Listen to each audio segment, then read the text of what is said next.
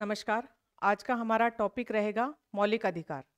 मौलिक अधिकार जिसे हम इंग्लिश में बोलते हैं फंडामेंटल राइट्स। पहले इसका एड्रेस देख लेते हैं कि संविधान में कहाँ है। तो आपको डायग्राम से जो पहली क्लास में बताया गया था कि जितना भी सब्जेक्ट मैटर है वो बीच में दे रखा है और आगे जो पेज लगा रखा है उसका नाम है प्रस्तावना, पीछे हैं अनुसूचियाँ। ये चीज़ें हमने पहली क्लास में पढ़ी थी। अंदर जितना भी सब्जेक्ट मैटर है उसको किस में विभक्त कर रखा है? भागों में। और भारतीय संविधान में भाग जो हैं कितने हैं? 22। अब उन 22 भागों में से जो तीसरा भाग है, पहला भाग, दूसरा भाग और कौन सा? तीसरा भाग। तीसरे भाग के अंदर जो अनुच्छेद हैं वो अनुच्छेद हैं 12 से लेके 35 तक।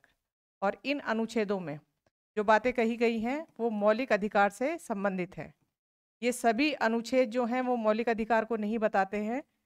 कुछ अनुच्छेद जैसे 12 है, 13 है, अनुच्छेद 33, 34 और 35, इनके अंदर फिक्स कोई मौलिक अधिकार नहीं है, लेकिन इनका संबंध जो है वो मौलिक अधिकारों से ही है। तो इन सबको हम पढ़ेंगे। अब मौलिक अधिकारों में यदि आप देखेंगे तो मौलिक अधिकारों की संख्या वर्तमान में कितनी है? 6 है। मूल संविधान में हमें जब मौलिक अधिकार दिए गए थे तब मूल संविधान में मौलिक अधिकारों की संख्या कितनी थी? 7। अब सबसे पहले यहाँ पे ये ध्यान रखना है कि मौलिक अधिकार क्या होता है। मौलिक अधिकार वो अधिकार हैं जिनको प्राप्त करने के लिए या जिनका प्रवर्तन कराने के लिए, प्रवर्तन जो है इंग्लिश में बोला जाता है एनफोर्सेबल, जिनको लागू कराने के लिए हम न्यायपालिका में जा सकते हैं। तो यहाँ आप एक अनुच्छेद पढ़ेंगे, अनुच्छेद 32, और उस 32 में भी आपको एक मौलिक अधिकार दे रखा है कि यदि हमारे मौलिक अधिकारों का हनन होता है तो डायरेक्ट सुप्रीम कोर्ट जाया जा सकता है। तो जहाँ अधिकारों की गारंटी हो रही है न्यायपालिका द्वारा, उन अधिकारों को हम क्या बोल रहे हैं? मौलिक अधिकार। तो मौलिक अधिकारों की मूल संविधान में संख्या कितनी थी? 7। अब कितनी है? 6। अब एक जो मौलिक अधिकार हटाया गया है वो है संपत्ति का अधिकार। संपत्ति रखने का अधिकार अभी भी हमारे पास है, लेकिन अब ये एक मौलिक अधिकार के रूप में नहीं है। 44वां संविधान संशोधन किया गया था 1978 में। उस समय इसको मौलिक अधिकार के दायरे से हटाकर अनुच्छेद 300 क में रखा गया। अब ये हमारे पास अधिकार है लेकिन विधिक अधिकार है। तो आपके सामने दो नाम आ रहे हैं, एक है विधिक अधिकार, एक है मौलिक अधिकार। तो मौलिक अधिकार की गारंटी कौन लेगा? सुप्रीम कोर्ट या हाई कोर्ट। यहाँ पे गारंटी नहीं ली जाती विधिक अधिकारों की। तो संपत्ति रखने का अधिकार अभी है लेकिन एक लीगल राइट है, मौलिक अधिकार हमारे पास ये नहीं रहा है। तो वर्तमान में मौलिक अधिकारों की संख्या कितनी है? 6 है। अब इसमें देखेंगे कि मौलिक अधिकार जो हैं 6। पहला है समता का अधिकार, दूसरा है स्वतंत्रता का अधिकार, तीसरा है शोषण के विरुद्ध अधिकार, चौथा है धार्मिक स्वतंत्रता का अधिकार, फिर है संस्कृति और शिक्षा से संबंधित अधिकार, और लास्ट वाला है संवैधानिक उपचारों का अधिकार। अब इनके अनुच्छेद देखते हैं। समता का जो अधिकार है उसका अनुच्छेद है अनुच्छेद 14 से 18। स्वतंत्रता का अधिकार ये 19 से लेके 22 तक। शोषण के विरुद्ध अधिकार ये आपके दो अनुच्छेद हैं, अनुच्छेद 23 और 24। धार्मिक स्वतंत्रता का जो अधिकार है वो मूल अधिकार हमें दे रखा है अनुच्छेद 25 से लेके 28 तक। संस्कृति और शिक्षा संबंधी जो अधिकार हैं इसमें भी दो अनुच्छेद हैं, 29 और 30। उसके बाद अभी आपको बताया था कि जो 31 है उसे विलोपित कर दिया गया है। उसके अंदर जो संपत्ति का अधिकार दिया गया था वो अधिकार 44वें संविधान संशोधन द्वारा किसमें रख दिया गया? 300 क में। अब आगे ध्यान रखना है, अनुच्छेद 32 जो है इसमें संवैधानिक उपचारों का अधिकार है। तो इस प्रकार से ये 6 मौलिक अधिकार हैं। कई बार खाली इतने ऊपरी स्तर से ही प्रश्न आ जाता है, अनुच्छेद पूछ लिए जाते हैं, तो यहाँ से ध्यान रखना है।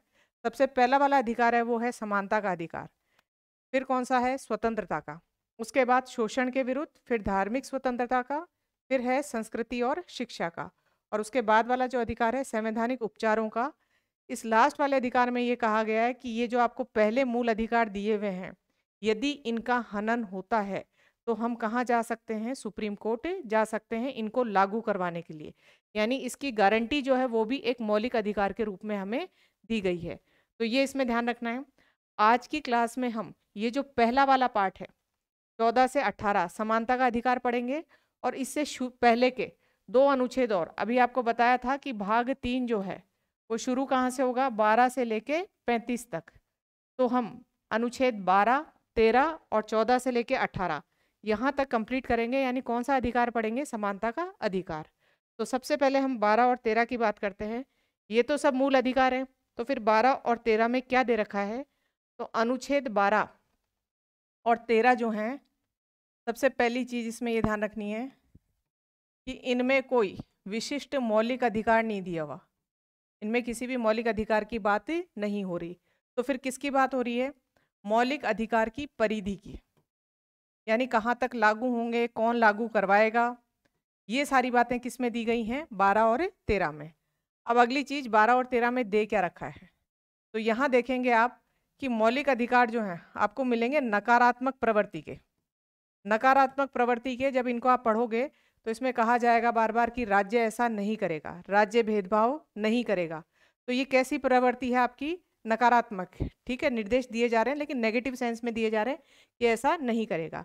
अब ये जो शब्द बोला जा रहा है कि राज्य ऐसा नहीं करेगा, तो जो 12 है उसके अंदर तो किसके बारे में बताया गया है, राज्य, कि राज्य किसको कहा जाएगा। और 13 जो है, 13 के अंदर बताया गया है विधि के बारे में। अब विधि कैसे, ध्यान रखिए, आपको बताया था कि जो शासन के 3 अंग हैं, जैसे कि कानून बनाने के लिए कौन है, विधायिका, विधायिका ये संसद कानून बनाती है, लेकिन संसद ने कोई ऐसा कानून बना दिया, कानून को हम विधि बोल दें, अधिनियम बोल दें, ऐसा कानून बना दिया जो मूल अधिकार, मूल अधिकारों को हम इंग्लिश में क्या बोल रहे हैं, फंडामेंटल राइट्स, इनके विरुद्ध है। इनके यदि विरुद्ध है तो न्यायपालिका जो है, क्योंकि बिल्कुल शुरू में हमने पढ़ा था न्यायपालिका का काम क्या होता है, संविधान का संरक्षण करना, यानी संविधान में जो प्रावधान दिए हुए हैं उसके अकॉर्डिंग ही गवर्नमेंट चलनी चाहिए, उसके अकॉर्डिंग ही विधायिका अपना काम करनी चाहिए। तो विधायिका ने कानून बनाए लेकिन वो फंडामेंटल राइट्स के विरुद्ध हैं, लोगों के मूलभूत अधिकार उस कानून से यदि छीने जा रहे हैं तो न्यायपालिका इस कानून का क्या कर सकती है, न्यायिक पुनरीक्षण कर सकती है, या बोलते हैं न्यायिक पुनर्वलोकन कर सकती है। और यदि ये पूरी तरह विरुद्ध माना जाता है तो इस कानून को न्यायपालिका क्या कर सकती है, रद्द कर सकती है। ये सारी बातें जो हैं ये किस में दे रखी हैं, अनुच्छेद 13 में। अब अनुच्छेद 13 में आप ये देखेंगे कि विधि की परिभाषा भी दे रखी है कि कौन कानून किसको बोलोगे, न्यायपालिका किसको रद्द कर सकती है, विधि को रद्द कर सकती है, तो उसमें कौन कौन से कानून आ सकते हैं, वो परिभाषा भी कहाँ मिलेगी आपको, 13 में। तो 12 में तो ये बताया जाएगा कि जब आप ये भाग 3 पढ़ रहे हैं इसमें बार बार राज्य नाम आ रहा है तो राज्य किसे कहा जा रहा है, और 13 के अंदर ये जो विधि या कानून नाम आएगा उसकी परिभाषा दे रखी है। तो 12 और 13 जो है वो किसी मौलिक अधिकार, स्पष्ट कोई स्पेसिफिक मौलिक अधिकार उसमें नहीं है, उसके अंदर मौलिक अधिकारों की क्या है, परिधि है।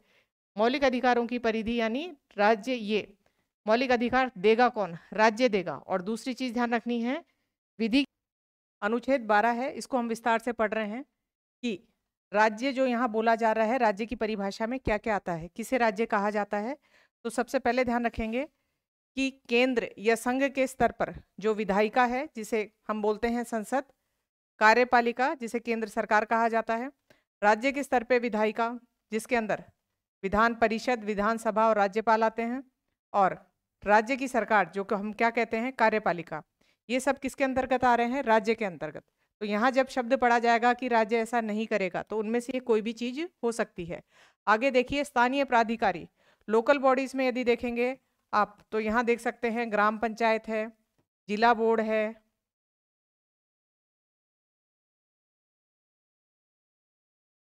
नगर निगम है, नगर पालिका है, तो ये सब भी क्या है, राज्य कहलाएंगे। ये भी भेदभाव नहीं कर सकते, ऐसा लिखा आएगा तो वो राज्य का अर्थ ये समझना है कि इतनी सारी चीजें हो सकती हैं। इसके अलावा पब्लिक सेक्टर यूनिट्स हैं वो भी राज्य के अंतर्गत आती हैं।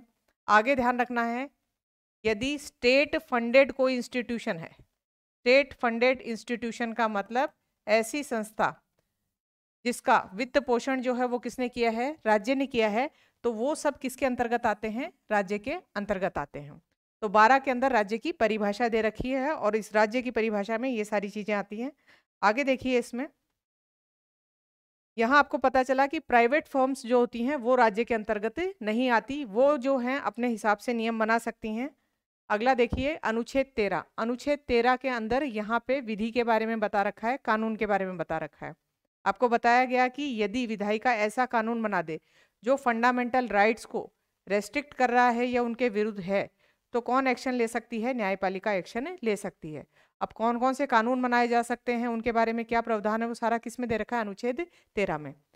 ये जो आपको बताया कि न्यायालय को ये शक्ति है कि वो संसद द्वारा बनाए गए कानून की क्या कर सकती है? समीक्षा कर सकती है, उन्हें पुनः देख सकती है, पुनर्वलोकन कर सकती है, पुनरीक्षण कर सकती है। वो सारी बातें अनुच्छेद किस में दे रखी हैं? 13(4) में। तो यहाँ सुप्रीम कोर्ट को या न्यायपालिका को ये शक्ति दी गई है। अर्थ, विधि का अर्थ जो है संकीर्ण अर्थ नहीं है कि खाली कानून जो विधायिका बना रही है।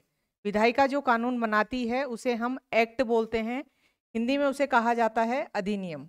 तो यहाँ जो विधि शब्द लिया गया है उसमें खाली अधिनियम ही नहीं है, और भी बहुत सारी चीज़ें हैं।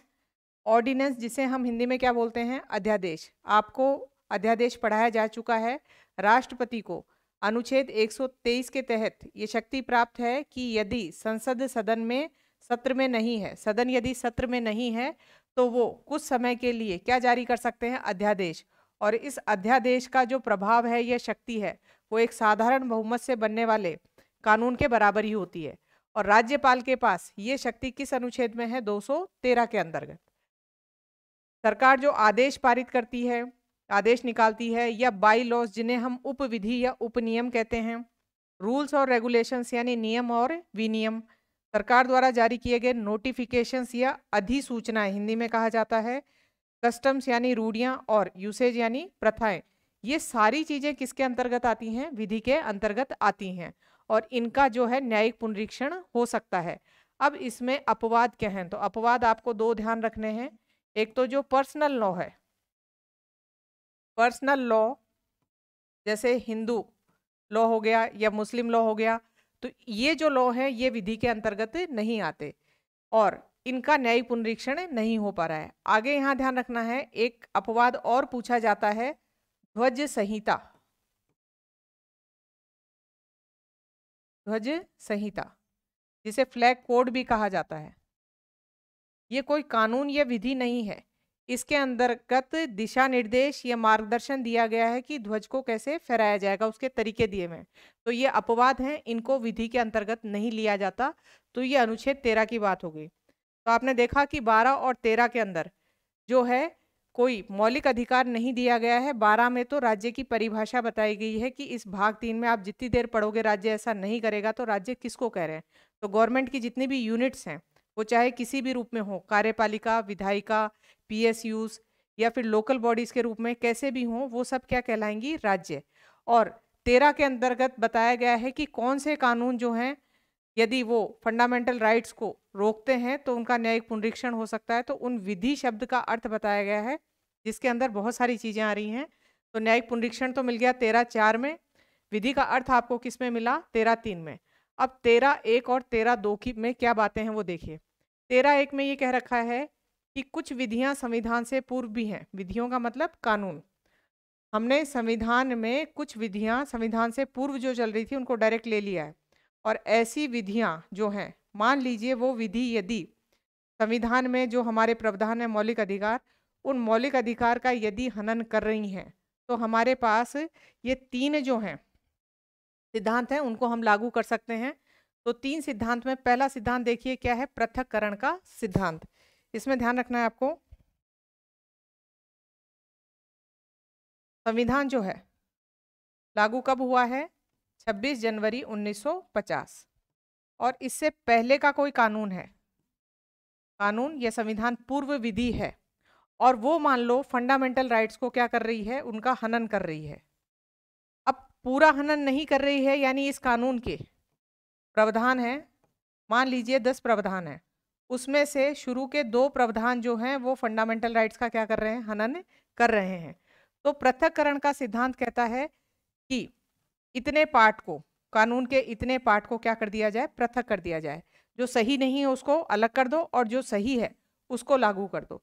तो ये है पृथक्करण का सिद्धांत। किस पे लागू कर रहे हैं? संविधान पूर्व विधियों पे।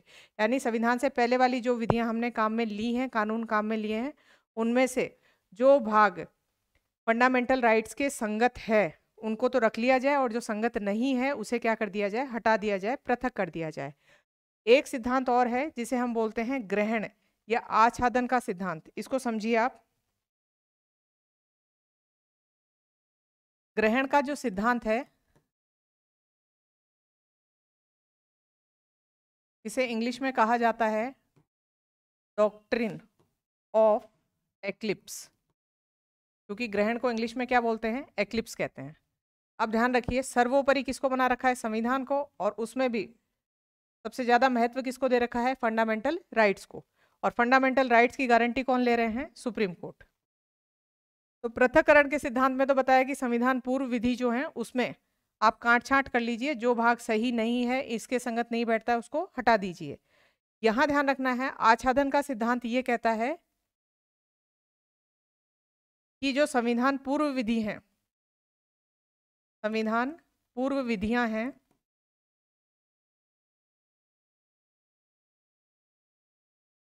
वो किससे ढक जाती हैं, फंडामेंटल राइट्स से। इनसे ढकी हुई हैं, ये फंडामेंटल राइट्स इनके ऊपर आ चुके हैं, यानी ग्रहण लग चुका है, इनको सर्वोपरि माना है, इनके ऊपर माना गया है। और यदि मान लीजिए इन फंडामेंटल राइट्स में कहीं संशोधन हो जाए और उस संशोधन से ये ग्रहण उतर जाए, ग्रहण उतरने का मतलब संविधान पूर्व जो विधियां हैं उनके कुछ प्रावधान जो हैं वो इनके संगत हो जाएं, यदि संशोधन होने से, तो उन प्रावधानों को हम लागू कर सकते हैं। तो ये कौन सा सिद्धांत है, ग्रहण का सिद्धांत, जो ये कह रहा है कि संविधान पूर्व विधियां जो हैं वो नष्ट नहीं हुई हैं, उनके ऊपर किसका ग्रहण लगा हुआ है, फंडामेंटल राइट्स का, मूल अधिकारों का ग्रहण लगा हुआ है। तो मूल अधिकार यदि वहां से हटते हैं तो संविधान पूर्व विधियां जो हैं लागू की जा सकती हैं। तो ये बात की गई है डॉक्ट्राइन ऑफ एक्लिप्स में। उसके बाद आगे देखिए, यहाँ एक सिद्धांत और लिख रखा है, ये है अधित्याग का सिद्धांत। ये सिद्धांत जो है इसका प्रावधान हमारे संविधान में नहीं है, इसका प्रावधान है यूएसए के संविधान में। यहाँ पे ये कह रखा है कि कोई भी नागरिक जो है अपनी इच्छा से मूल अधिकारों का क्या कर सकता है, त्याग कर सकता है। ये मूल अधिकार संविधान द्वारा नागरिकों को दिए जा रहे हैं और इनको लागू कौन करवा रहा है, राज्य करवा रहा है। राज्य को निर्देश दिए जा रहे हैं कि ऐसा नहीं करना है, ऐसा नहीं करना है, सारी बातें। तो ये मूल अधिकार किसको पकड़ाए गए, नागरिकों को। और नागरिक जो है अपनी इच्छा से इनका क्या कर सकता है, त्याग कर सकता है। ऐसा केस कहाँ है, यूएसए में। तो इसे कहा जाता है अधित्याग का सिद्धांत। इंडिया के अंदर ऐसा क्यों नहीं किया गया, उसका कारण है हमारे यहाँ जो लोग हैं वो सामाजिक आर्थिक रूप से बहुत पिछड़े हुए थे, और इस सिद्धांत का यदि ये लागू कर दिया गया तो इसका फायदा उठाया जा सकता था उनसे, क्योंकि अशिक्षा के कारण या अवेयरनेस नहीं है उसके कारण उन्हें पता ही नहीं होता कि मूल अधिकार क्या है, इनकी गारंटी कौन ले रहा है, और उनसे इसका त्याग करवाया जा सकता था। इसलिए ये सिद्धांत हमारे संविधान में लागू नहीं है। तो ये संविधान पूर्व विधियों की बात हुई। और संविधानोत्तर विधियां, यानी संविधान के बाद जो विधियां बनी हैं, जो कानून बने हैं, उनके लिए यही कहा गया है कि यदि वो फंडामेंटल राइट्स के संगत हैं तो उन्हें लागू किया जाए, और फंडामेंटल राइट्स के संगत नहीं है तो उनका न्यायिक पुनरीक्षण किया जाए, और वो बिल्कुल विरुद्ध पाई जाती हैं तो उनको क्या किया जाए, रद्द किया जाए। तो ये 13 की बात की गई है। तो अभी तक आपने देखा कोई स्पेसिफिक मौलिक अधिकार नहीं आया है। अब बात करेंगे हम मौलिक अधिकार की, जो है समानता का अधिकार। और समानता के अधिकार जो है वो कहाँ से स्टार्ट होगा, 14 से, अनुच्छेद 14 से लेके 18 तक। इस पूरे 4-5 अनुच्छेदों को आप जब पढ़ोगे तो दिमाग में ये रखना है कि सबको समान करने की कोशिश की गई है। हर अनुच्छेद में एक आ जाएगा कि ऐसा भेदभाव नहीं किया जाए। सभी में देखोगे आप तो भावना वही निकल के आएगी कि भेदभाव नहीं करना है। तो अब इनमें एक एक को देखते हैं। सबसे पहले है अनुच्छेद 14 जो है, अनुच्छेद 14 में 2 शब्द लिख रखे हैं, विधि का समान संरक्षण और विधि के समक्ष समानता। इनको भी पढ़ेंगे हम। अनुच्छेद 15 जो है ये कहता है कि राज्य धर्म, मूलवंश, जाति, लिंग, जन्म स्थान के आधार पर भेदभाव नहीं करेगा। यहाँ फिर अनुच्छेद 16 में कह रखा है कि राज्य भेदभाव नहीं करेगा। कब नहीं करेगा, लोक नियोजन के समय, यानी सरकारी नौकरी देते समय भेदभाव नहीं करेगा। तो लोक नियोजन यानी सरकारी नौकरी वाला अनुच्छेद कौन सा है, 16। और ये कह रखा है अस्पृश्यता का उन्मूलन, जिसमें खाली राज्य को ही निर्देश नहीं है, व्यक्ति को भी निर्देश है कि राज्य और व्यक्ति जो है अस्पृश्यता संबंधित कोई भी कृत्य नहीं करेंगे, और यदि ऐसा कृत्य किया हुआ पाया जाता है तो यह एक दंडनीय अपराध होगा। और अगला 18 जो है, अनुच्छेद 18 में उपाधियों का अंत किया गया है। अब इन सब में यदि आप भावना देखोगे तो जो नागरिक हैं उनको क्या कोशिश की गई है, समान करने की। अस्पृश्यता में आप देखते हैं छुआछूत वाले केस के अंदर, तो इसमें असमानता की भावना आती है, तो इसका अंत करके समानता ही लाना है। उपाधियों में भी आप देखोगे कि कुछ स्पेसिफिक वर्गों को या किसी को उपाधि दे दी जाती है, तो वो असमानता का भाव है, उसे अलग प्रिविलेज मिल रहा है। तो सभी में आप देखेंगे समानता का भाव है। अब इनको एक एक करके डिटेल से पढ़ेंगे। तो 14 से लेके 18 तक हर जगह समानता की बात होगी। 14 बात कर रहा है विधि के, पहला अनुच्छेद जो है अनुच्छेद 14, इसमें जो दो बातें दे रखी हैं आपको, ईबीएल और ईपीएल क्या है, इसको देखिए। ईबीएल जो है ये है इक्विलिटी बिफोर लॉ, और ईपीएल है equal protection of law. Equality before law का मतलब है विधि के समक्ष समानता।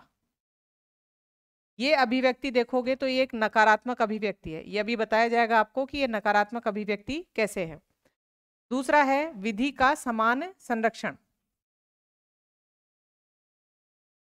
विधि का समान संरक्षण यहां देखेंगे तो ये एक सकारात्मक अभिव्यक्ति है। इसमें क्या कहा जाता है कि राज्य जो है किसी भी आधार पर या कानून के समक्ष जो है भेदभाव नहीं किया जाएगा। तो विधि के समक्ष समानता ये नहीं किया जाएगा का मतलब हो गया नकारात्मक अभिव्यक्ति है। ये अभिव्यक्ति जो है ये किससे ली गई है, ब्रिटेन से। इक्विलिटी बिफोर लॉ का मतलब है विधि के समक्ष जो है सभी समान हैं, कानून के समक्ष सभी समान हैं, यहाँ पे भेद नहीं किया जा रहा है। लेकिन यहाँ देखिए विधि का समान संरक्षण कह रहा है कि एक जैसा कानून, बिल्कुल समान कानून, एक जैसा कानून जो है वो सभी पे लागू नहीं किया जा सकता। अब सभी पे लागू क्यों नहीं कर सकते, ध्यान रखिए, क्योंकि सभी की परिस्थितियां, सामाजिक और आर्थिक परिस्थितियां एक जैसी नहीं होती, अलग अलग परिस्थितियां हैं। तो अलग अलग परिस्थितियों में कानून में हमें थोड़ा फेरबदल करना पड़ेगा, इसलिए इसे कहा जाता है विधि का समान संरक्षण। और हर तबके के जो लोग हैं उनकी कानून तक समान पहुंच होनी चाहिए, उसी को हम क्या कहते हैं, विधि का समान संरक्षण। ये जो संकल्पना है ये ली गई है यूएसए से। तो अनुच्छेद 14 के अंतर्गत दो आपको थ्योरीज दी गई हैं, एक तो है इक्वलिटी बिफोर लॉ और दूसरी है इक्वल प्रोटेक्शन ऑफ लॉ। तो विधि के समक्ष समानता तो क्या कह रहा है कि भेदभाव नहीं किया जाएगा, कानून के समक्ष सभी समान हैं। और ये अवधारणा किससे ली गई है, ब्रिटेन से। वहां कहा गया है कि एक जैसे कानून जो हैं सभी पर नहीं लागू किए जा सकते, क्योंकि सबकी परिस्थितियां क्या हो सकती हैं, अलग अलग हो सकती हैं। इसमें आप उदाहरण देख सकते हैं, अभी जब हम समानता वाले आगे मौलिक अधिकार पढ़ेंगे तब देखेंगे। जैसे अनुच्छेद 15 है, इसमें कह रखा है कि भेदभाव नहीं किया जाएगा। इसी में खंड जोड़ के क्या कहा गया कि जैसे महिला और बच्चे हैं, इनकी शारीरिक बनावट और सामाजिक स्थिति ऐसी है कि उनके लिए सरकार कुछ भेदभाव कर सकती है। तो हम समान कानून लागू नहीं कर सकते सभी के लिए, तो इसे क्या कहा जाता है, विधि का समान संरक्षण। उसके बाद आगे देखिए, अनुच्छेद 14 जो है इसमें बार बार बात की जा रही है कि किसी भी व्यक्ति के साथ भेदभाव नहीं होगा। व्यक्ति का मतलब इसमें भारतीय भी आ गए हैं और विदेशी भी आ गए हैं। तो ध्यान रखिए अनुच्छेद 14 विदेशी और भारतीय दोनों पर लागू होता है। अगला अनुच्छेद जो है आपका अनुच्छेद 14, इसमें कहा गया कि कानून सबके लिए बराबर है।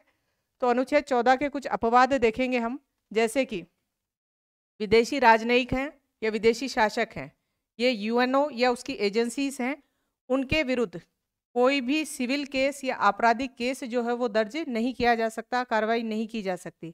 यानी यहाँ देखा गया कि कानून के समक्ष सभी समान नहीं हो रहे हैं, उनको कुछ प्रिविलेज दिए गए हैं। तो ये अनुच्छेद 14 का क्या है, अपवाद है। एक आप अनुच्छेद देखिए, अनुच्छेद 361। 361 के तहत जो हमारा सबसे सर्वोच्च पद है राष्ट्रपति, और राज्य में सर्वोच्च पद कौन सा है, राज्यपाल। इनको अपने कर्तव्य निर्वहन के लिए कुछ विमुक्तियां दी गई हैं, कुछ फ्रीडम दी गई है। तो वो फ्रीडम देखेंगे तो यहाँ पे कौन कौन सी फ्रीडम है? एक तो जब ये अपने पद पर हैं, पद पर रहते हुए या इनके कार्यकाल के समय ये जो अपना कर्तव्य निर्वहन कर रहे हैं, कर्तव्य निर्वहन करते समय इन्होंने जो भी निर्णय लिया है उस निर्णय के लिए ये कोर्ट में जवाबदेही नहीं है। तो एक तो इनको फ्रीडम ये दी गई है। दूसरा इसमें ध्यान रखना है, पद धारण करते समय या पद पर रहते हुए इनके अगेंस्ट में कोई भी क्रिमिनल प्रोसीजर यानी आपराधिक कार्रवाई जो है वो नहीं चलाई जा सकती है। ये विमुक्तियां अनुच्छेद 361 के तहत राष्ट्रपति और राज्यपाल को दे रखी हैं। तो आप देख रहे हो कि 14 में क्या कहा कि कानून की नज़रों में सब समान है, सब पे बराबर कार्रवाई होंगी, लेकिन राष्ट्रपति और राज्यपाल को जो है अनुच्छेद 361 के तहत कुछ फ्रीडम दी गई है। उसके बाद एक अनुच्छेद आपको याद करना है 105 और एक है 194। 105 जो अनुच्छेद है उसमें संसद के जो सदस्य हैं जिनको हम सांसद कहते हैं, और 194 में विधानमंडल के सदस्य जिन्हें हम विधायक कहते हैं, इनको कुछ विशेषाधिकार दे रखे हैं। और वो विशेषाधिकार ये है कि जब ये सदन में काम कर रहे हैं, सदन में इनके द्वारा कही गई बात जो है उसके लिए ये कोर्ट में जवाबदेही नहीं है यानी उत्तरदायी नहीं है। तो ये विमुक्तियां इनको दी गई हैं ताकि ये अपना काम जो है आसानी से कर सके। तो आपको इसमें कुछ अनुच्छेद 14 के जो अपवाद हैं उसमें ये याद रखने हैं, अनुच्छेद 361, 105 और कौन सा 194। उसके बाद अगला अनुच्छेद है अनुच्छेद 15। तो 14 में आपने देखा दो कंसेप्ट याद रखेंगे, विधि के समक्ष समानता और विधि का समान संरक्षण। अनुच्छेद 15 जो है ये क्या कह रहा है कि राज्य जो है वो 5 आधार पे भेदभाव नहीं करेगा। और वो 5 आधार जो अभी हमने पढ़े थे वो ध्यान रखने हैं आपको। ये आधार हैं, धर्म है, मूल वंश है, जाति है, लिंग है और जन्म स्थान। इन 4 आधार पे भेदभाव नहीं करेगा। ये बात किस में कही गई है?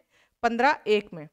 15 को अलग अलग खंडों में विभाजित किया गया है, 15(1), 2, 3, 4 और 5। तो आप इसमें शुरू में देखोगे कि 2 में तो बता रखा है कि भेदभाव नहीं करेंगे, 15(1) में और 2 में। और 3, 4 और 5 जब देखोगे तो उसमें प्रावधान ये दे रखा है कि भेदभाव कर सकते हैं, लेकिन कुछ विशेष परिस्थितियां होती हैं उसमें भेदभाव किया जा सकता है। तो सबसे पहला वाला क्या दे रखा है 15(1) में कि 5 आधार पर राज्य भेदभाव नहीं कर सकता, और वो आधार आपको याद करने हैं। 15(2) में क्या कह रखा है कि खाली राज्य ही नहीं, प्राइवेट व्यक्ति जो है वो भेदभाव नहीं कर सकता। अब प्राइवेट व्यक्ति कैसे भेदभाव करेगा? जो पब्लिक प्लेस होती हैं, पब्लिक प्लेस यानी सार्वजनिक स्थल जो होते हैं, जैसे सार्वजनिक स्थलों में सार्वजनिक उपयोग के लिए कुआं है, तालाब है, या मनोरंजन का कोई स्थल है जैसे सार्वजनिक भोजनालय है, इनमें यदि देखें तो यहाँ पे भेदभाव नहीं किया जा सकता। किन आधार पे? 5 आधार पे जो हमने अभी पढ़े हैं। तो ये चीज़ जो है 15(2) है, ये वास्तव में जो छुआछूत की कुरीति थी हिंदू समाज में उसको हटाने के लिए कोशिश की गई है कि खाली राज्य ही नहीं, कोई दूसरा व्यक्ति भी सार्वजनिक जगहों पर इन 5 आधार पे भेदभाव नहीं कर सकता। तो इन 5 आधार को आप अच्छे से याद कर लीजिए। 5 आधार आपके हो गए धर्म, मूल वंश, 2 ज से है जाति और जन्म स्थान, और एक कौन सा है? लिंग। तो इन आधार पे ना तो राज्य और ना ही कोई दूसरा व्यक्ति सार्वजनिक स्थल पर भेदभाव नहीं कर सकता है। लेकिन इसमें एक चीज ध्यान रखिए, कौन सा स्थल बताया आपको? सार्वजनिक स्थल। मान लीजिए एक व्यक्ति के खेत में कुआं है, वो उसकी निजी संपत्ति है, प्राइवेट जो उसकी संपत्ति है उस पे वो भेदभाव कर सकता है। धर्म के आधार पे वो, या मान लो किसी और आधार पे भेदभाव कर सकता है प्राइवेट संपत्ति पे। तो 15(2) में ये कहा गया कि भेदभाव नहीं करना है, 15(1) में भी कहा भेदभाव नहीं करना है। यहाँ किसको कहा गया? राज्य को। और यहाँ साथ में किसको कहा गया? प्राइवेट व्यक्ति को भी। 15(3) की बात करेंगे तो अपवाद आ रहा है ये 15(1) और 2 का। इसमें कह रहे हैं कि भेदभाव कर सकते हो। कब कर सकते हैं? लिंग के आधार पे भेदभाव हो रहा है, लेकिन ये लिंग के आधार पे भेदभाव नहीं है। 15(3) में कहा गया है महिला और बच्चों के लिए जो राज्य है वो विशेष प्रावधान बना सकता है। तो जैसे आपने देखा होगा महिलाओं के लिए प्रसूति अवकाश है, CCL यानी चाइल्ड केयर लीव दी जाती है, बच्चों के लिए शिक्षा का अधिकार है, ये अलग प्रावधान दिए गए हैं। तो यहाँ देखने में ऐसे लग रहा है कि भेदभाव हो रहा है, लेकिन इसके लिए सुप्रीम कोर्ट ने क्या व्याख्या दी है कि इनकी शारीरिक संरचना और इनकी जो सामाजिक स्थिति है वो इस तरीके की है कि ये आसानी से जो है वांछित हो सकते हैं अपने मूल अधिकारों से, इसलिए इनके लिए जो राज्य है वो क्या कर सकता है, विशेष प्रावधान कर सकता है। तो 15(3) में ही अपवाद आ गया कि भेदभाव कर सकते हैं। यहाँ ये जो चीजें आ रही हैं इसे कहा जाता है युक्ति युक्त निर्बंधन, यानी रेस्ट्रिक्शंस लगाए जा रहे हैं लेकिन रीजनेबल है वो। उसके बाद आगे देखिए 15(4) में कहा गया है कि यदि कोई वर्ग है जो किस रूप से पिछड़ा हुआ है, सामाजिक और शैक्षिक रूप से, यहाँ देखिए धर्म के आधार पे पिछड़ा हुआ नहीं या फिर जाति के आधार पे आरक्षण नहीं, किस आधार पे, सामाजिक और शैक्षिक रूप से दृष्टि से कोई पिछड़ा हुआ वर्ग है तो उसके लिए विशेष प्रावधान किए जा सकते हैं। और ये जो अनुच्छेद है 15(4) ये हमारे संविधान का प्रथम संविधान संशोधन हुआ था, पहला संविधान संशोधन, प्रथम संविधान संशोधन हुआ था 1951 में। और ये किस केस के बाद हुआ था, मद्रास बनाम चंपकम दोराई राजन का केस था, वो भी 1951 का था। उसमें उसके बाद में संशोधन होके ये खंड जोड़ा गया 15(4) कि यदि कोई वर्ग सामाजिक और शैक्षिक रूप से पिछड़ा हुआ है तो उसके लिए राज्य विशेष प्रावधान कर सकता है। और बाद में यदि हम देखेंगे तो 15(5) में क्या कहा गया कि सरकारी और निजी शिक्षण संस्थाएं जो हैं उनमें SC यानी अनुसूचित जाति, अनुसूचित जनजाति और अन्य पिछड़ा वर्ग यानी OBC जो हैं, इनके जो कैंडिडेट हैं उनको आरक्षण दिया जा सकता है। तो यहाँ एडमिशन की बात हो रही है और ये जोड़ा गया 13वां संविधान संशोधन था, ये कब हुआ है, 2005 में। तो 15 में आपने देखा कि समानता का अधिकार था, समानता की बात सिर्फ कहाँ तक हुई, 15(1) और 15(2) तक, कि यहाँ भेदभाव नहीं किया जाएगा, यहाँ भेदभाव नहीं किया जाएगा। 13 में कह दिया कि महिला और बच्चों के लिए विशेष प्रावधान कर सकते हो, यानी भेदभाव हो रहा है। और 15(4) में भी देखोगे फिर अपवाद है सामाजिक और शैक्षिक रूप, ये ध्यान रखें आप, सामाजिक और शैक्षिक दृष्टि से जो पिछड़े हुए हैं उन्हीं को आरक्षण दिया जा रहा है। सरकारी और निजी शिक्षण संस्थानों में जो आरक्षण है उसकी बात की गई है 15(5) में। अभी हम एक नई अपडेट और पढ़ेंगे, 15(6) और जोड़ दिया गया है, जो EWS वाला आरक्षण है, इकोनॉमिकली वीकर सेक्शंस, 10% जो आरक्षण दिया गया है वो किस में जोड़ा गया है, 15(6) में। तो 15 के जो खंड हो जाएंगे वो कितने हो जाएंगे, 6। उसके बाद आगे बात करते हैं अनुच्छेद 16 की। 16 में ध्यान रखिए, 16 के भी कितने खंड कर दिए गए हैं, 5। तो 16 जो है, 16 में सबसे पहले तो ध्यान रखना है कि यहाँ सिर्फ किसकी बात होगी, लोक नियोजन की। लोक नियोजन का मतलब है सरकारी नौकरी। अब सरकारी नौकरी में 16(1) में कह रखा है कि राज्य लोक नियोजन के संबंध में, लोक नियोजन के संबंध में नियुक्ति जब दे रहा है, नियुक्ति कर रहा है या नियोजित कर रहा है, उस समय अवसर की क्या रखेगा, समानता रखेगा, सभी को अवसर की समानता मिलेगी। अब यहाँ अवसर की समानता है, इसमें एक शर्त है कि उम्मीदवार जो यहाँ पे पद के लिए कंपटीशन फाइट कर रहे हैं उनमें अर्हताएं बराबर होनी चाहिए, क्वालिफिकेशन क्या होनी चाहिए, बराबर होनी चाहिए, तभी उनको अवसर की समानता मिलेगी। राज्य जो है भेदभाव नहीं करेगा इस आधार पे, तो अवसर की समानता देगा। दूसरे में आधार बता रखे हैं, 16(2) के अंतर आधार बता रखे हैं कि किन आधार पे राज्य भेदभाव नहीं करेगा। तो राज्य जो है लोक नियोजन के समय, सरकारी नौकरी देते समय कितने आधार पे भेदभाव नहीं करेगा, 7 आधार पे।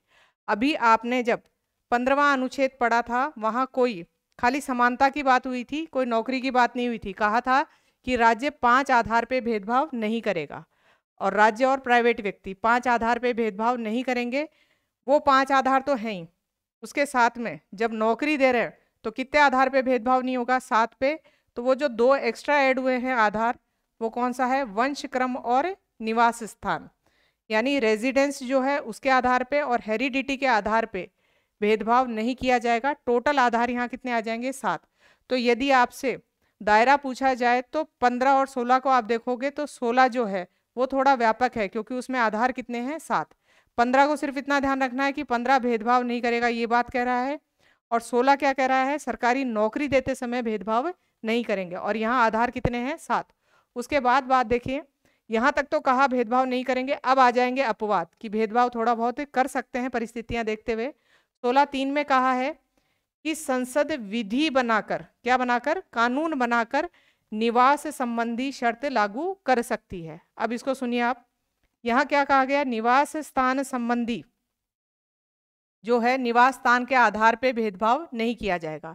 सिंपल सा उदाहरण लीजिए, राजस्थान जो सरकार है उससे संबंधित जो सरकारी नौकरियां निकल रही हैं, उन नौकरियों के जब फॉर्म भरते हैं तो उसमें ये शर्त नहीं होती कि आप राजस्थान के ही निवासी होने चाहिए। दूसरे स्टेट का जो निवासी है, जो रेजिडेंट है, वो भी उसमें फॉर्म अप्लाई कर सकता है। तो यहाँ पे हमने निवास स्थान संबंधी शर्त नहीं लगा सकते, क्योंकि साफ साफ लिखा हुआ है कि निवास के आधार पे भेदभाव नहीं किया जा सकता। लेकिन कुछ स्पेशल राज्य ऐसे मान लीजिए जो बहुत पिछड़े हुए हैं और वो चाह रहे हैं कि उसमें रहने वाले जो निवासी हैं उनका थोड़ा कल्याण हो, तो वो अपनी सरकारी नौकरियों में चाहते हैं कि निवास स्थान संबंधी शर्त लागू की जाए। तो उसके लिए राज्य के पास शक्ति नहीं है कि राज्य का विधानमंडल कानून बना दे और उसके बाद में वो निवास स्थान संबंधी शर्त लागू कर दें। शक्ति किसको दे रखी है? संसद को, यानी केंद्र में है शक्ति। नहीं तो सभी राज्य जो हैं अपने मनमाने तौर पर ये शर्त लागू कर देंगे कि फॉर्म वही भर सकता है जो यहाँ का निवासी है, तो दूसरे स्टेट के कैंडिडेट के लिए वो वैकेंसी खुली नहीं रहेगी। तो शर्त किसको दी गई है? संसद को। और इस प्रावधान का यूज करते हुए कई राज्यों में ये लागू भी किया था, हिमाचल प्रदेश, मणिपुर वगैरह में, कि निवास स्थान संबंधी शर्त लागू की गई, वहीं के निवासी फॉर्म अप्लाई कर सकते हैं, लेकिन वो कुछ समय के लिए ही था, अब वहां से हटा दिया गया है।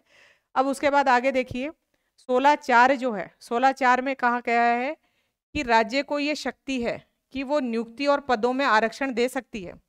आरक्षण देने के लिए 2 शर्त होनी चाहिए कि वो जिसको आरक्षण दे रही है वो वर्ग जो है वो क्या होना चाहिए? पिछड़ा।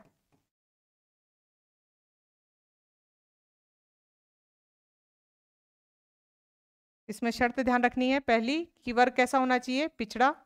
और दूसरा ये ध्यान रखना है कि राज्य की नजर में ये हो कि उस वर्ग का पर्याप्त प्रतिनिधित्व नहीं है। राज्य के जो लोग हैं, राज्य के उसमें पर्याप्त प्रतिनिधित्व किसी विशेष वर्ग का नहीं है, तो उस वर्ग को आरक्षण दिया जा सकता है, लेकिन दोनों शर्त कंप्लीट होनी चाहिए। एक तो वर्ग कैसा होना चाहिए? पिछड़ा होना चाहिए। दूसरा, सरकारी जो नौकरियां हैं उसमें पर्याप्त प्रतिनिधित्व नहीं है, यानी उस वर्ग के लोग कम लगे हुए हैं सरकारी नौकरियों में। ये 2 शर्तें पूरी होती हैं तो राज्य के पास शक्ति है कि उस विशेष वर्ग को नियुक्ति या पदों में क्या दे सकता है? आरक्षण दे सकता है। उसके बाद आगे देखिए, 16(5) के अंदर कहा गया है कि जो धार्मिक संस्थाएं हैं या सांप्रदायिक संस्थाएं हैं, जैसे मंदिरों का मैनेजमेंट करने के लिए या मस्जिदों का मैनेजमेंट करने के लिए कोई संस्थाएं हैं, तो वहां पे धर्म के आधार पे भेदभाव किया जा सकता है। आप देखेंगे जैसे मंदिर में यदि पुजारी की नियुक्ति हो रही है तो मंदिर में हिंदू की ही नियुक्ति होगी। मस्जिद में यदि कोई नियुक्ति हो रही है तो मुस्लिम जो है धर्म से आ रहा है उसी की नियुक्ति होगी। यानी यहाँ पे आप देख रहे हैं तो धर्म के आधार पे क्या हो रहा है? भेदभाव हो रहा है। लेकिन ये छूट कौन सी संस्थाओं में दी गई है?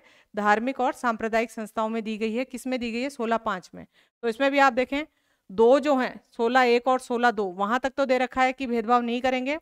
3 में कह दिया कि निवास स्थान संबंधी शर्तें लगा सकते हैं, लेकिन यहाँ शक्ति किसके पास रखी है? संसद के पास, कि वो विधि लागू करके किसी एक राज्य विशेष में ये शर्तें लागू कर सकती है। यहाँ ध्यान रखना है कि राज्य को शक्ति दे रखी है कि किसी विशेष वर्ग के लिए आरक्षण दे सकती है, लेकिन 2 शर्तें पूरी होनी चाहिए। पहला, वो वर्ग पिछड़ा होना चाहिए। दूसरा ध्यान रखना है कि राज्य की जो सरकारी नौकरियां हैं उसमें उसका पर्याप्त यदि प्रतिनिधित्व नहीं है तो क्या दिया जा सकता है? आरक्षण दिया जा सकता है। और 5वां आपने ध्यान रखा, 16(5) में क्या दे रखा है? धार्मिक जो संस्थाएं हैं वहां पे धर्म के आधार पे नियुक्ति दी जा रही है। अब यहाँ पे आपको ध्यान रखेंगे अगली चीज, अनुच्छेद 15(6) और 16(6), ये जो हैं ये हमारा संविधान में संशोधन हुआ था और उस संशोधन का नंबर है 103, 103वां संविधान संशोधन, और ये हुआ है 2019 में। और इसके अंदर EWS को, इकोनॉमिकली वीकर सेक्शंस हैं, उनको 10% आरक्षण दिया गया है। यहाँ जो 15(6) में आरक्षण है ये तो दाखिले में आरक्षण, यानी संस्थाओं में एडमिशन करना है उसके लिए तो आरक्षण मिल रहा है 15(6) में। और यदि सरकारी नौकरी में 10% आरक्षण है, सरकारी नौकरी, या फिर क्या याद रखना है नाम? लोक नियोजन। लोक नियोजन से संबंधित ईडब्ल्यूएस को जो आरक्षण है वो किस में है? 16(6) में। तो ये ध्यान रखेंगे। अनुच्छेद, ये जो संविधान संशोधन है कौन सा है? 103वां, और वर्ष कौन सा है? 2019। और ईडब्ल्यूएस को आरक्षण कितना दिया है? 10%। एडमिशन के लिए 15(6) में है, और लोक नियोजन या सरकारी नौकरी के समय जो आरक्षण है वो 16(6) में है। तो इनके जो उपखंड हैं या खंड हैं 6-6 हो चुके हैं। उसके बाद अगला जो हमारा अनुच्छेद है वो है अनुच्छेद 17। अनुच्छेद 17 कहता है अस्पृश्यता का अंत। अस्पृश्यता जो है, जिसको हम अनटचेबिलिटी कहते हैं, ये हमारे हिंदू समाज जो है, हिंदू समाज में सबसे पहले वर्ण व्यवस्था आई। वर्ण व्यवस्था जो है आपकी, इसका मेन काम था कार्य विभाजन। कार्य विभाजन के लिए वर्ण व्यवस्था आई थी, लेकिन इसको फिर बाद में जन्म आधारित करने के कारण ये किस में बदल गई? जाति व्यवस्था में। और जाति व्यवस्था से एक कुरीति निकल के आई, जिसे हम क्या बोलते हैं? छुआछूत, अस्पृश्यता, ये सब निकल के आया।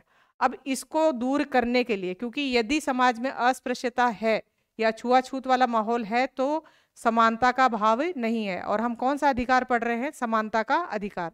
तो अस्पृश्यता जो है इसका उन्मूलन किया गया, और इसके लिए जो अनुच्छेद 17 में दे रखा है, इसमें प्रावधान में आप ध्यान रखिए, अनुच्छेद 17 में ये अधिकार जो है ये एब्सोल्यूट राइट है। एब्सोल्यूट राइट, या उसको कहा जाता है पूर्ण अधिकार है। आप इसमें कोई किंतु परंतु नहीं देखेंगे। पूर्ण अधिकार का मतलब कोई अपवाद नहीं है। जैसे आपने अनुच्छेद 15 पढ़ा, 16 पढ़ा, वहां कहा गया कि भेदभाव नहीं किया जाएगा, फिर उसके खंड आगे जोड़ दिया कि थोड़ा बहुत भेदभाव हमें कर सकते हैं इन परिस्थितियों के आधार पे। यहाँ यदि देखोगे तो यहाँ कहा गया है स्पष्ट तौर पे कि किसी भी आधार पे अस्पृश्यता वाला यदि कृत्य किया जाता है तो वो एक दंडनीय अपराध है, और इसमें कोई छूट नहीं होगी। तो यहाँ अपवाद है ही नहीं, ये पूर्ण अधिकार है, इसमें कोई किंतुक नहीं लगा हुआ है। अब इसमें आगे ध्यान रखिए, आपको अभी शुरू में बताया था कि ये भाग 3 जो है वो 12 से लेके कहाँ तक जा रहा है? 35 तक। जब आप अनुच्छेद 35 पढ़ोगे उसमें आपको पता चलेगा कि ये जो मूल अधिकार है, यदि इनका हनन हो रहा है तो गारंटी तो अनुच्छेद 32 के तहत कौन ले रहे हैं? Supreme court. और ऐसे मूल अधिकार जहां दे रखा है कि ऐसा कृत्य किया गया तो दंडनीय अपराध है, अब दंड जो है वो निर्धारित कौन करेगा? तो ये शक्ति संसद को दे रखी है। संसद क्या बनाएगी? विधि बनाएगी, कानून बनाकर दंड निर्धारित करेगी कि कितना दंड दिया जाए, ये कैसे दिया जाए। तो ये ध्यान रखेंगे कि अनुच्छेद 17 को किसके साथ पढ़ा जाता है? 35 के साथ। तो 17 में तो ये कह रखा है कि अस्पृश्यता का उन्मूलन होना चाहिए। एक चीज और ध्यान रखनी है, अस्पृश्यता का परिभाषा जो है, इसकी स्पष्ट परिभाषा नहीं दी हुई है। सुप्रीम कोर्ट अलग अलग केस में व्याख्या देते हुए इसका विस्तार करते जा रहे हैं। बस थोड़ा बहुत आप ये ध्यान रखिए कि सार्वजनिक जो प्लेस हैं उस पे धर्म या जाति के आधार पे किसी के प्रवेश को रोकना, पूजा स्थल पे प्रवेश को रोकना या पूजा करने से रोकना, ये किसको माना जाता है? अस्पृश्यता के कृत्य माने जाते हैं। और ये यदि किया गया तो दंडनीय अपराध है, और उस दंड को निर्धारित करने के लिए संसद के पास शक्ति है, वो अनुच्छेद 35 के तहत क्या बना सकती है? विधि बना सकती है।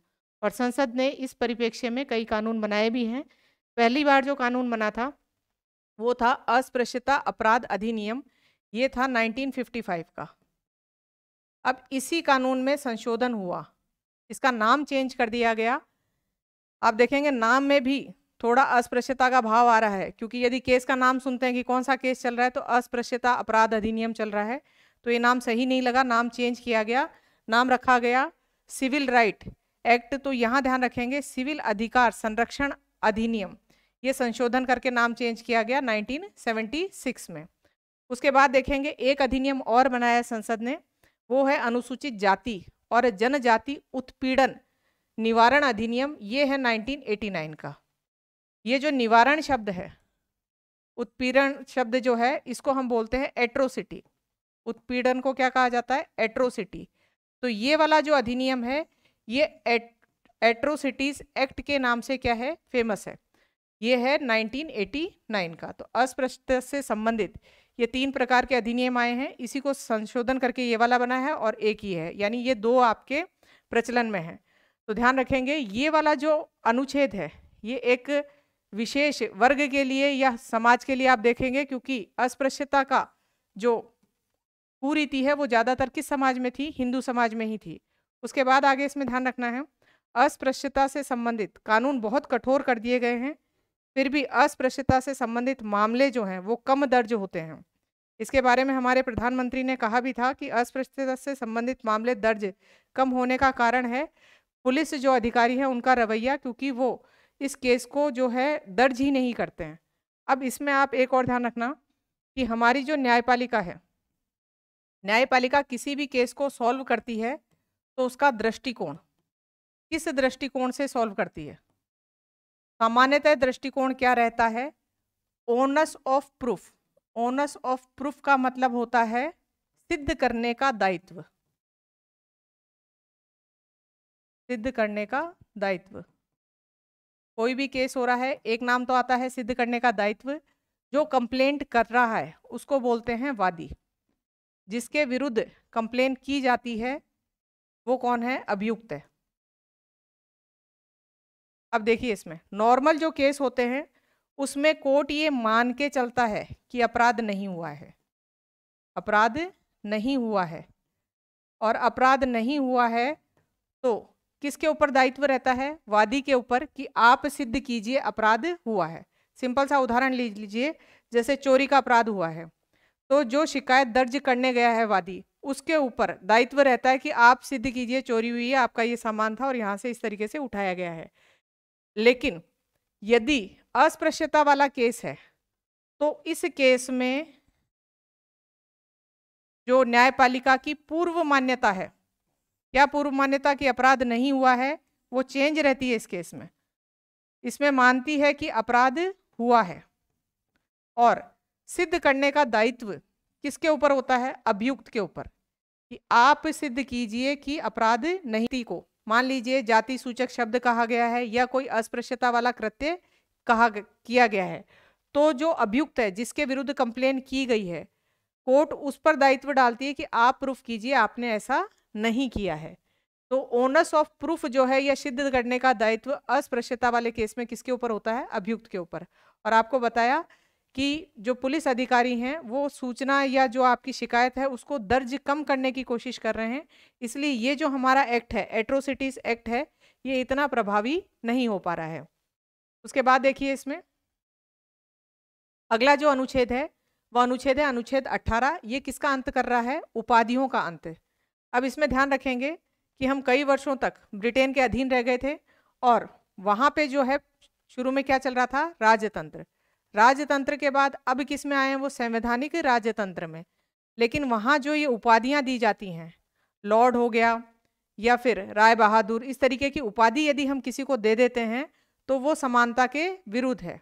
इसका उदाहरण ऐसे ले लीजिए, जैसे क्लास के अंदर बच्चे बैठे हैं, अटेंडेंस चल रही है, एक तो नॉर्मल नाम आ रहे हों और एक नाम के आगे राय बहादुर लगा दिया जाए, लॉर्ड लगा दिया जाए, तो अचानक से उसको एक प्रिविलेज मिल रहा है, सब उसकी तरफ ध्यान आकर्षित हो रहा है।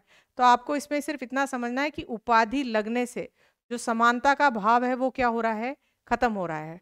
और अंग्रेजों ने इन उपाधियों का बड़े अच्छे से उपयोग किया, फूट डालने के लिए उपयोग किया। जो हमारे स्वतंत्रता सेनानी हैं, आप पढ़ते होंगे, उनमें कईयों ने उपाधियां वापस दे दी। उनको उपाधि देने का मतलब है, इस तरीके से लगता था कि उनको कुछ प्रिविलेज दे रखा है। तो उपाधियों का अंत किया गया ताकि सभी के साथ किसका बर्ताव हो? समानता का बर्ताव हो। तो समानता का भाव लाने के लिए उपाधियों का अंत किया गया है। अब कुछ उपाधियों से संबंधित जो बातें हैं, इसमें 4 खंड बनाए गए हैं, 18, 1, 2, 3 और 4। तो पहला वाला देखिए कि उपाधि जो है, अब यहां ध्यान रखेंगे, उपाधि कौन? राज्य।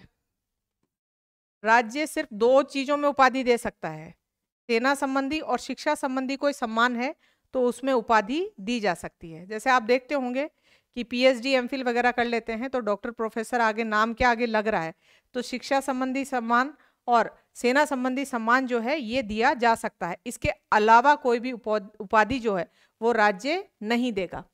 उसके बाद आगे ध्यान रखेंगे 18(2) में क्या कह रखा है कि भारत का नागरिक जो है, भारत का नागरिक विदेशी राज्य से भी उपाधि नहीं ले सकता, क्योंकि वो यदि विदेशी राज्य से भी उपाधि ले रहा है तो असमानता का भाव आ रहा है, उसको अलग प्रिविलेज मिल रहा है।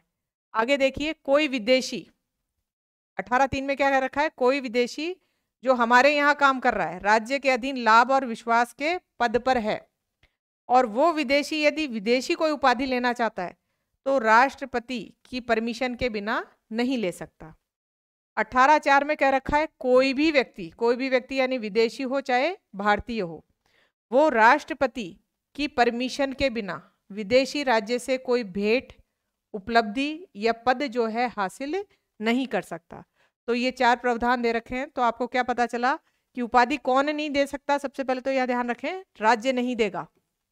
राज्य सबके साथ कैसा भाव रखेगा? समानता का भाव रखेगा। तो 18(1) में कह रखा है सिर्फ सेना और शिक्षा सम्मान संबंधी जो हैं उसमें उपाधियां दी जा सकती हैं, उसके अलावा कोई उपाधि नहीं दी जाएगी। भारतीय नागरिक विदेशी राज्य से उपाधि नहीं ले सकता। कोई विदेशी यदि यहाँ काम कर रहा है तो वो हमारे राष्ट्रपति की परमिशन के बिना विदेशी राज्य की उपाधि नहीं ले सकता। और फिर ध्यान रखना है कोई भी व्यक्ति हो, चाहे विदेशी हो चाहे भारतीय हो, वो राष्ट्रपति की परमिशन के बिना विदेशी राज्य से भेंट, उपलब्धि या पद स्वीकार नहीं कर सकता है। अब इसमें थोड़ा सा आप केस ध्यान रखिए।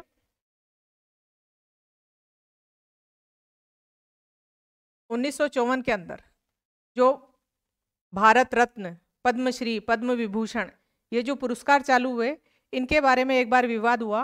विवाद ये हुआ कि ये जो पुरस्कार दिए जाते थे भारत रत्न वगैरह, इनके लिए ये विवाद किया गया कि ये तो उपाधियां दी जा रही हैं सरकार द्वारा, राज्य द्वारा क्या दी जा रही हैं? उपाधियां। और इसलिए 1977 में मोरारजी देसाई की जब सरकार थी उस समय ये जो है उपाधियां या ये पुरस्कार क्या कर दिए बंद कर दिए गए थे। ये पुरस्कार बंद करने के बाद में फिर सुप्रीम कोर्ट का निर्णय आया कि ये पुरस्कार जो हैं ये उपाधि नहीं दी गई हैं, ये क्या है? सम्मान दिया गया है। किसी विशिष्ट क्षेत्र में बहुत अच्छा कार्य किया है तो उसको सम्मानित किया गया है। 1980 के अंदर इनको वापस चालू किया गया। तो ये इतिहास तो रहा इन भारत रत्न, पद्मश्री, पद्म विभूषण इन पुरस्कारों का। लेकिन इसमें आगे और ध्यान रखेंगे आप कि सुप्रीम कोर्ट ने जो फैसला सुनाया उसमें कहा कि ये पुरस्कार आपको सम्मान के रूप में दिए जा रहे हैं। इन पुरस्कारों के लिए आप नाम के आगे यूज नहीं कर सकते, उपाधि के रूप में इनको यूज नहीं करना है कि भारत रत्न प्राप्त करता फिर उसके बाद अपना नाम लिखो। तो इस तरीके से उपाधि के रूप में यदि यूज करोगे तो असमानता का भाव जो है वो आएगा। तो यहाँ पे आपने पूरा देखा कि 14 से लेके 18 तक हर जगह भाव किसका आ रहा है? समानता का। तो कोशिश की जा रही है कि असमानता को क्या किया जाए? खत्म किया जाए। तो इसको एक बार हल्का सा रिपीट कर लीजिए। सबसे पहले हमने पढ़ा कि भाग कौन सा है? भाग 3, अनुच्छेद हैं 12 से 35। और कौन से अधिकार हैं? मौलिक अधिकार।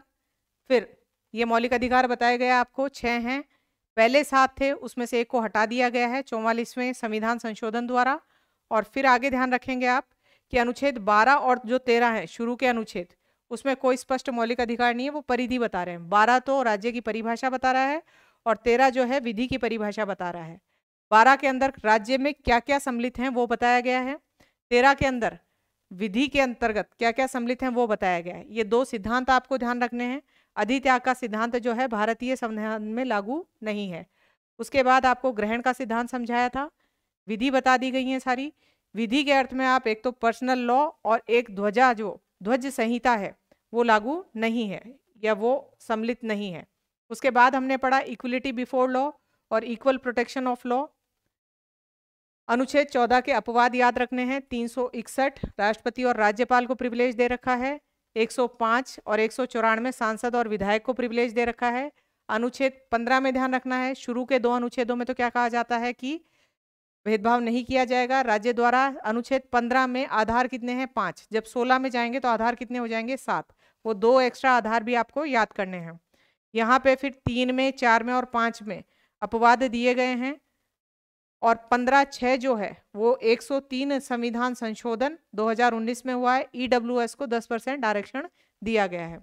उसके बाद में 16 की बात आएगी तो 16 में सारी बातें हैं लोक नियोजन के समय, यानी सरकारी नौकरी देते समय राज्य भेदभाव नहीं करेगा। कितने आधार पे नहीं करेगा? 7 आधार पे। फिर कह दिया कि निवास संबंधी शर्त लागू हो सकती है। शक्ति किसको दे दी? संसद को। उसके बाद बताया कि किसी विशेष वर्ग को आरक्षण दे सकता है लेकिन 2 शर्तें होनी चाहिए। सांप्रदायिक और जो धार्मिक संस्था हैं वहां पे भी धर्म के आधार पे भेदभाव हो रहा है। 16(6) और 15(6) में आपने देख लिया कि ईडब्ल्यूएस को यहाँ तो दाखिले की बात हो रही है, वहां सरकारी नौकरी की बात हो रही है। फिर हमने बात की थी अनुच्छेद 17 की। अनुच्छेद 17 में ध्यान रखना है अस्पृश्यता का उन्मूलन है और इसमें ये 3 अधिनियम आए हैं और एट्रोसिटीज एक्ट कहा जाता है लास्ट वाले अधिनियम को। बाकी इसमें बताया आपको कि अस्पृश्यता का अंत, ये वाला जो अधिकार है ये कैसा अधिकार है, पूर्ण अधिकार है, इसमें कोई अपवाद नहीं है। और सिद्ध करने का दायित्व जो है, इसमें न्यायपालिका की अवधारणा भी बताई कि अस्पृश्यता वाले केस में चेंज हो जाती है न्यायपालिका की अवधारणा। उसके बाद आगे ध्यान रखिए उपाधियों का अंत। उपाधियां राज्य द्वारा नहीं दी जाती, सिर्फ किसको छोड़ के, शिक्षा और सेना को छोड़ के। उसके बाद जो इसके सब क्लॉज बना रखे हैं वो भी आपको बता दिए गए हैं। लास्ट में आपको ये जो भारत रत्न, पद्मश्री, पद्म विभूषण ये पुरस्कार हैं, इनके बारे में बता दिया गया। शुरू किए गए थे 1954 में, 77 में एक बार बंद किए गए, 80 में वापस चालू किए गए। और सुप्रीम कोर्ट का क्या डिसीजन है कि ये पुरस्कार आपको सम्मान के रूप में दिए जा रहे हैं, इनको उपाधि के रूप में नाम के आगे यूज नहीं करना है। तो इसके जो आगे के अब अधिकार हैं, अगला कौन सा रहेगा, स्वतंत्रता का अधिकार, इसे हम अगली क्लास में पढ़ेंगे। धन्यवाद।